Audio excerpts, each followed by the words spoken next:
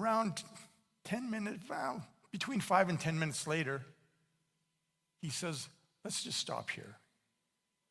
I'm thinking, okay.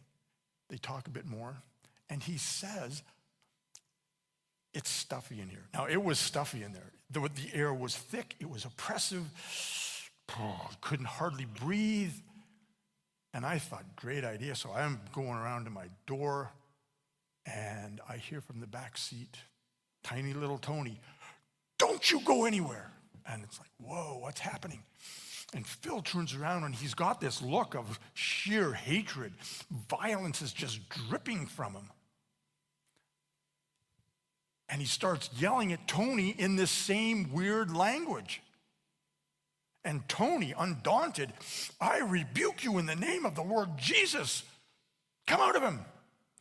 And then Phil, who's fluent in Spanish, starts going head to head with Tony, also fluent in Spanish. No idea what they're saying.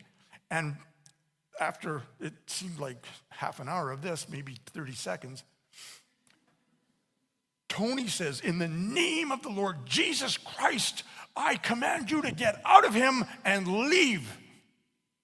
And all of a sudden, it's like all four windows were rolled down. I mean, it was a 71 Ford. There were no power, anything. But it felt like everything was rolled down, and this nice, cool, refreshing breeze was coming in.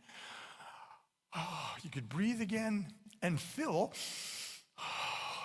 he just slumped in his seat. And after what seemed like another half hour, maybe another 10 seconds, he says, where are we? Well, we're driving around. I want to go back. I want to go back to my room. So we go back.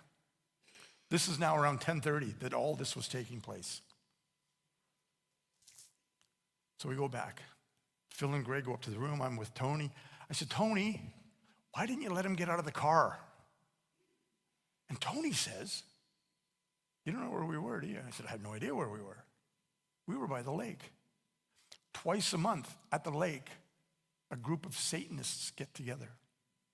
One on the dark night of the month and one on the full moon.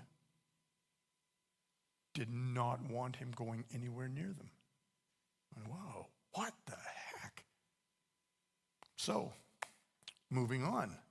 I'm getting ready for bed. It's like 11 o'clock now. I'm sitting there laying in bed. Do you think I can sleep? Not a chance. I'm going home the next day, flying back to Kamloops. I think I'm going to go phone my parents. I gotta talk to somebody about this. I call home. My mom's on the line. Oh, it's Tyler. My dad. Okay, this is how old I am. She's on the phone that's hanging on the wall.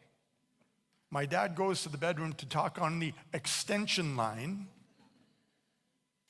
That was a rotary dial. The one in the kitchen was really high-tech. It was push button.